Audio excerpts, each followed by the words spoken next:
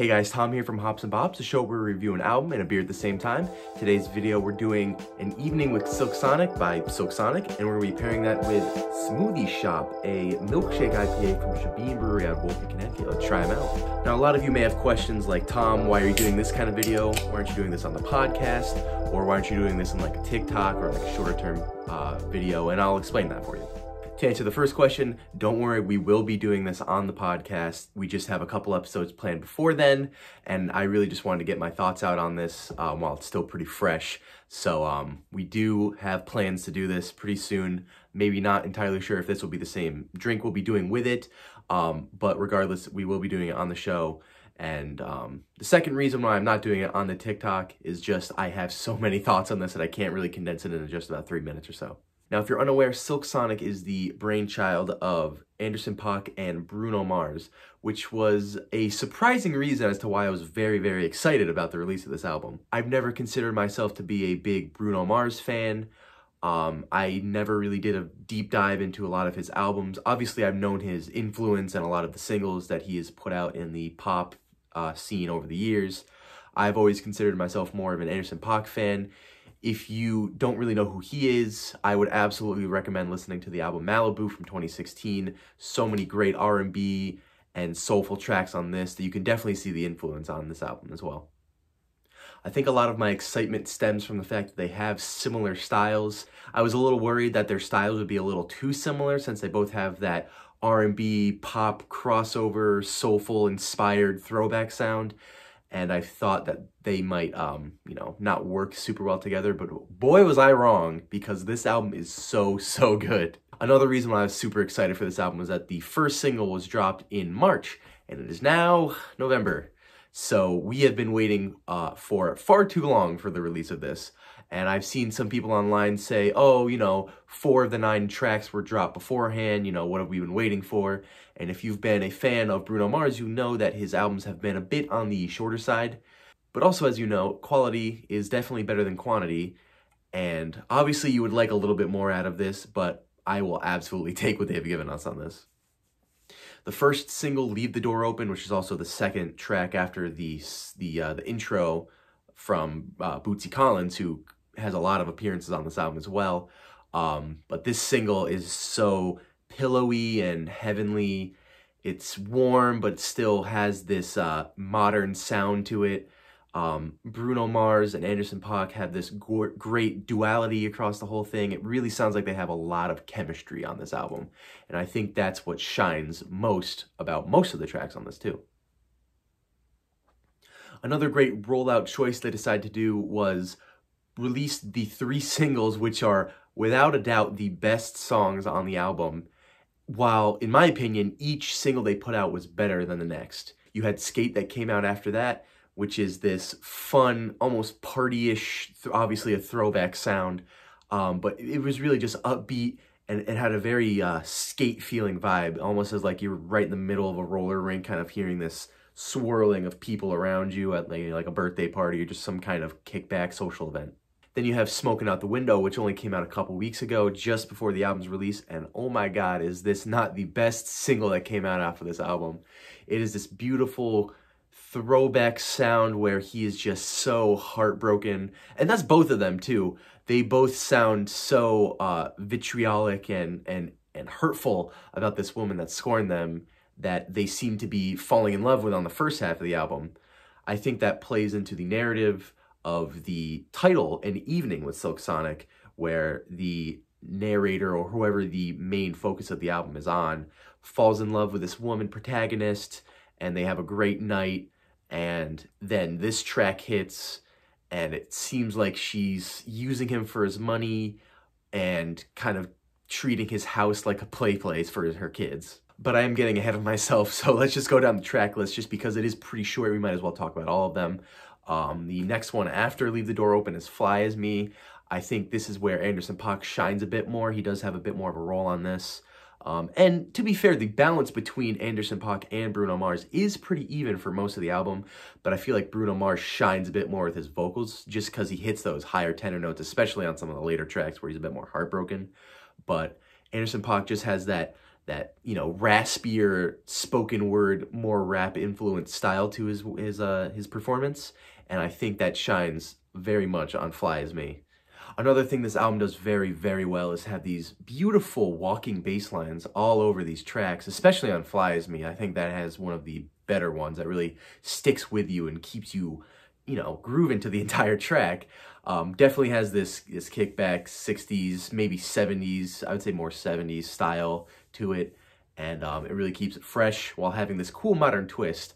I'm not sure who did all of the production for this album, but they definitely did a great job in keeping the source material strong.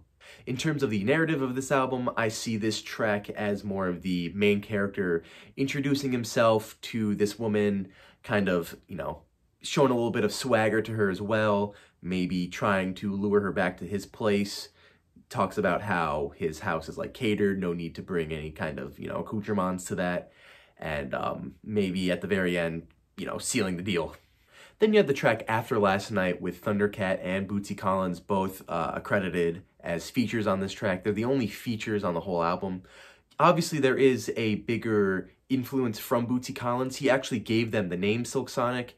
It even says on the bottom of the album art with special guest host, Bootsy Collins. Bootsy? Bootsy.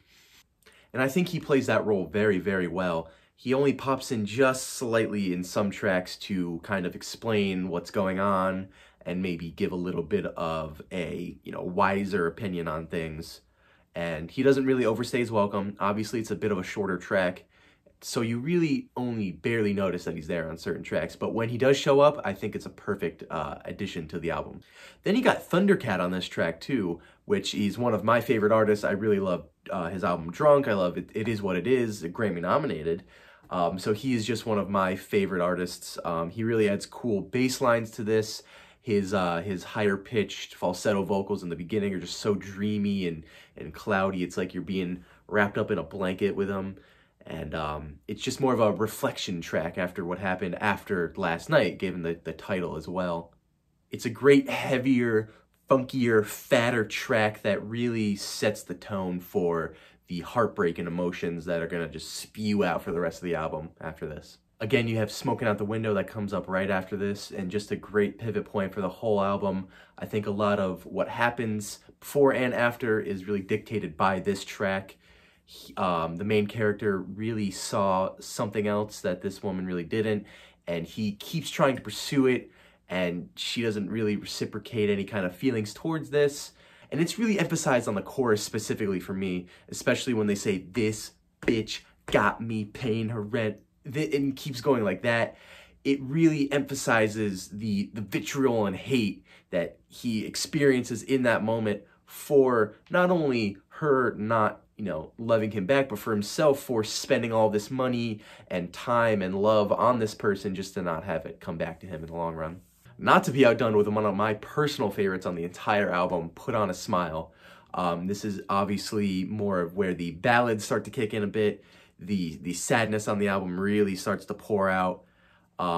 It's seen as the main character going out with his friends. They're trying to, you know, help him out, get through this breakup, I guess, or this love finally being gone in this relationship, and him not really forgetting her or getting over her and putting on a smile while they're out. To me, this is the emotional climax of the album. This is the music video you can see when they're walking out in the rain alone at night, you know, with their hands in their pockets, just looking down at the street. And it's just such a beautiful moment, especially when Bruno Mars starts hitting those really high notes near the end on that final chorus near the bridge. Oh my God, it is just heavenly.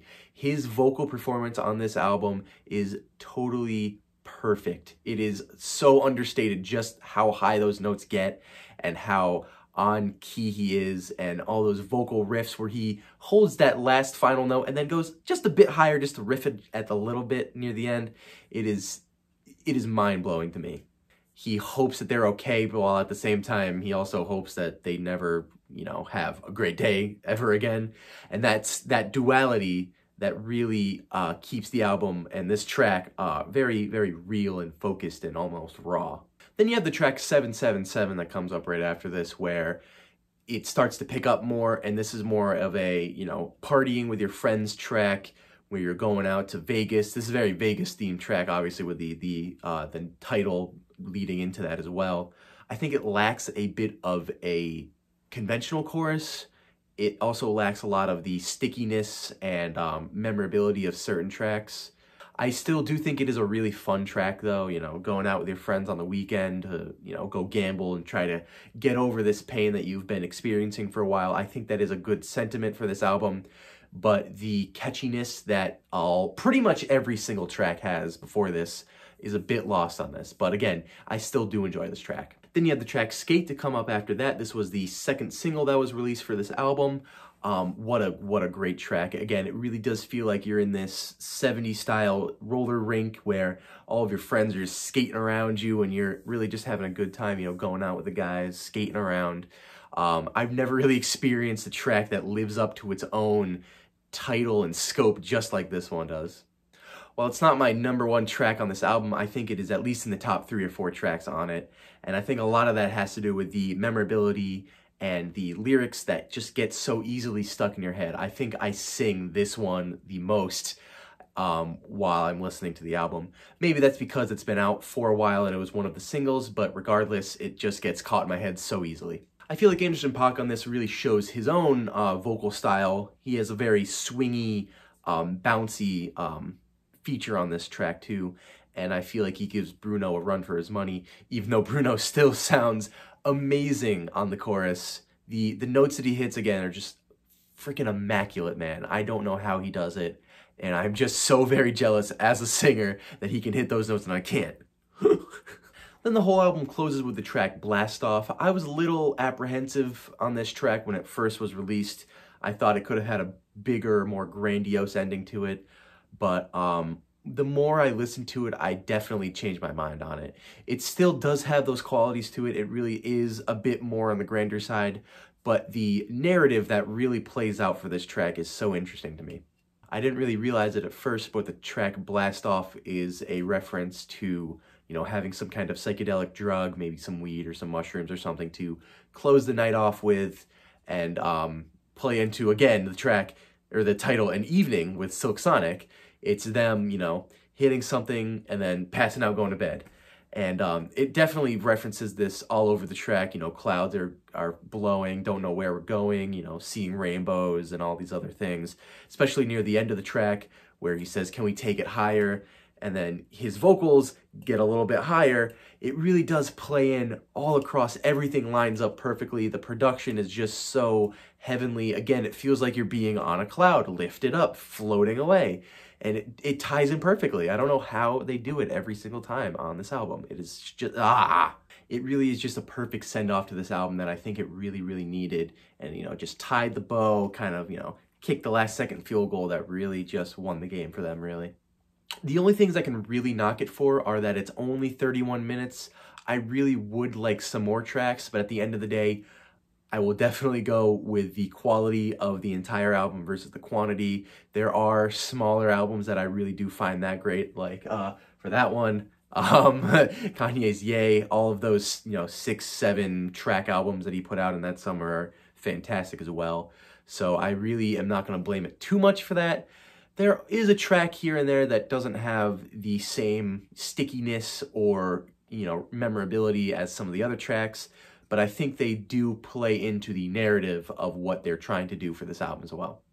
This album did answer a lot of my questions that I was hoping to be answered for, but it does leave me with a couple more. For example, will we be seeing more from Silk Sonic as a group going forward, or will this be just a one-time release?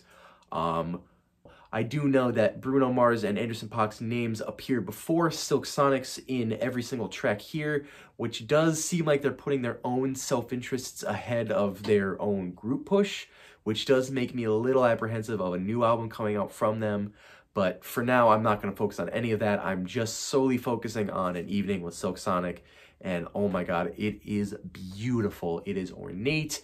It is funky. It is enjoyable from start to finish. I have repeated this album at least 10-15 times in the last couple of days just listening to it over and over and over again, and it really, really does have a chance to be my #1 album of the year.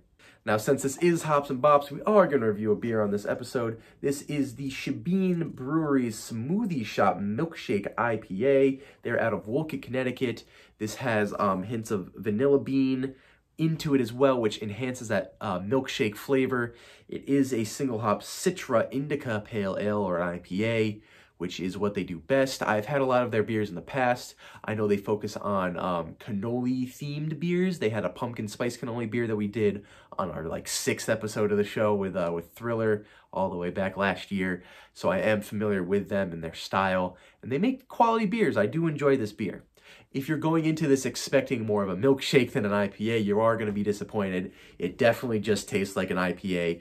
I do taste the vanilla just slightly. It doesn't pair with it insanely well like I wanted it to. If they added a lot more, I think it would have been an interesting flavor. But again, it's just a solid drink, you know. I'm going to drink this later while watching football. I can see myself, you know, at a kickback or some kind of party popping one of these and having a great time. It's only about 6.4%, I believe, so it's not going to put you on your ass or anything. So if you're really into that kind of style of drink, and you do like that IPA style as well, go check them out. They are a great brewery. It is made with Citra hops, so you do have that citrus style, that little tanginess in there as well. I'm not sure how well that plays in with the vanilla bean. Maybe if they played around with some of the hop choices, they could have got a better milkshake flavor. I know the only other milkshake IPA I've really had is the one from Witch Doctor, the Bunny Patch Strawberry Milkshake IPA, which had a cool strawberry fruitiness flavor to it. And I think that played well with it. I don't know if I would have some kind of citrusy milkshake, if that makes sense. So I'm not sure how well that works with it. But again, you really don't have that overwhelming taste of citrus to it. But it's just those underlying bitters to it that I think would have played a little bit better given the circumstances, but still, really solid beer. Again, I really do recommend this. If you do see it out there, go pick it up. For the album of the day, An Evening with Silk Sonic, I am feeling a 9 out of 10. It is just so close to a 10 out of 10 for me, but it just misses the mark, but it's still a very close contender for album of the year for me. And I'm giving the Smoothie Shop by Shabeen, I'm going to give it a 7 out of 10. Very solid drink.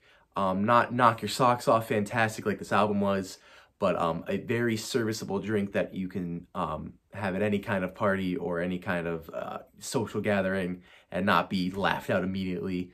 So go check them out. They're in Wolcott, Connecticut. Shebeen Brewing on all of their social medias.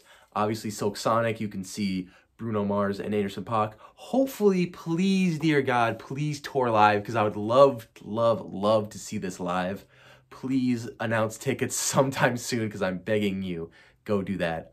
But thank you guys for watching this sort of long-term video again. It's not my general style to do these types of things, but I wanted to just get my opinions out there for this album because I've been so excited for it. If you do want to go see our full thoughts on this from Mike and Joe and myself, this will be an episode on the podcast, the Hops and Bops podcast, in the future. In just a couple episodes. We do have some really, really cool ideas coming forward, so go check those out as well. All of the links to our social medias and our link tree will be in the description of this video, so go check those out as well. But thank you guys so much for watching, and I will see you in the future.